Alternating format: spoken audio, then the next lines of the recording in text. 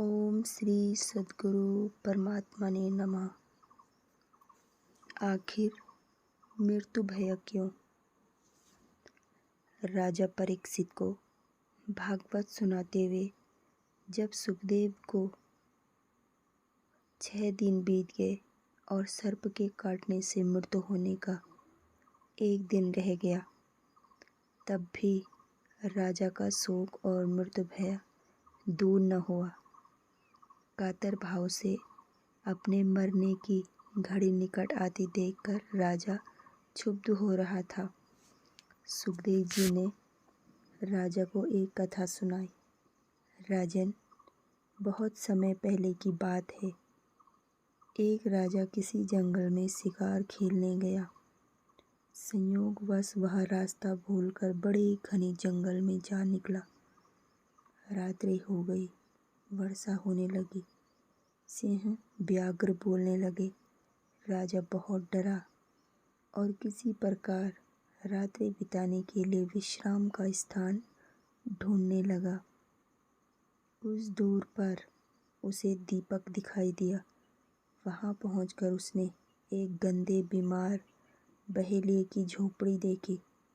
वह चल फिर नहीं सकता था, इसलिए झोपड़ी में ही एक और उसने मलमूत्र त्यागने का स्थान बना रखा था। अपने खाने के लिए जानवरों का मांस उसने झोपड़ी की छत पर लटका रखा था। बड़ी गंदी, छोटी, अंधेरी, दुर्गंध युक्त वह कोठरी थी। उसे देखकर राजा पहले तो ठिठका, पर पीछे उसने और कोई आश्रय न देखकर विवशतावश उस बहेलिए से अपनी कोठरी में रात भर ठहर जाने के लिए प्रार्थना की। बहेलिए ने कहा, आश्रय हेतु कुछ राहगीर कभी कभी यहाँ आ भटकते हैं और मैं उन्हें ठहरा लेता हूँ, लेकिन दूसरे दिन जाते समय वे बहुत झंझट करते हैं। इस झोपड़ी की गंध उन्हें ऐसी भा जाती है कि फिर उसे छोड़ना ही नहीं चाहते। इसी में रहने की कोशिश करते हैं और अपना कब्जा जमाते हैं।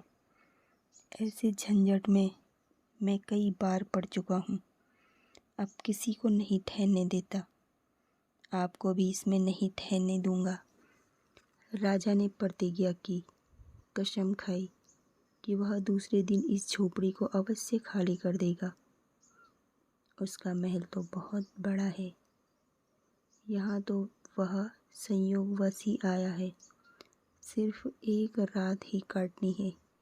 बहेलिए ने अन्यमनस्क होकर राजा को झोपड़ी के कोने में ठहर जाने दिया, पर दूसरे दिन प्रातःकाल ही बिना झंझट किए झोपड़ी खाली कर देने की शर्त को दोहरा दिया।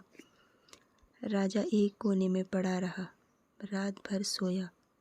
सोने में झोपड़ी की दुर्गंध उसके मस्तिष्क में ऐसे बस गई कि सवेरे उठा तो उसे वही सब परम प्रिय लगने लगा। राजकाज की बात भूल गया और वहीं निवास करने की बात सोचने लगा। प्रातःकाल जब राजा और ठहरने के लिए आग्रह करने लगा तो बहेलिए ने लाल पीली आंखें निकाली और झंझट शुरू हो गया।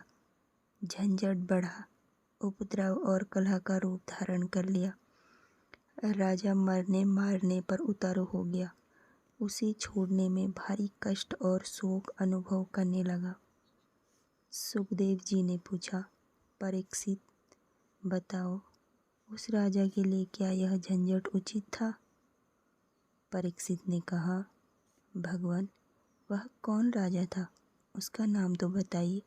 वह तो बड़ा मूर्ख मालूम पड़ता है कि ऐसी गंदी कोठरी में अपनी प्रतिज्ञा तोड़कर, राजकाज छोड़कर नियत अवधि से भी अधिक रहना चाहता था। उसकी मूर्खता पर तो मुझे भी क्रोध आता है। सुखदेव जी ने कहा, परीक्षित, वह और कोई नहीं, तुम स्वयं हो। इस मलमूत्र की कोठरी देह में जितने समय तुम्हारी आत्मा को रहना आवश्यक था वह अवधि पूरी हो गई। अब इस लोक को जाना है जहाँ से आप आए। इस पर भी आप झंझट फैला रहे हैं। मरना नहीं चाहते एवं मरने का शोक कर रहे हो। क्या यह उचित है? राजा ने कथा के मर्म को स्वयं पर आरोपित किया एवं मृत्यु भय को भुलाते हुए मानसिक रूप से निर्वाण की अपनी तैयारी कर ली। अंतिम दिन कथा श्रवण उन्होंने पूरे मन से किया। वस्तुतः मरने के लिए हर मानव को हर घड़ी तैयार रहना चाहिए। यह शरीर तो कभी न कभी विनष्ट होना ही है, लेकिन आत्मा कभी नहीं मरती।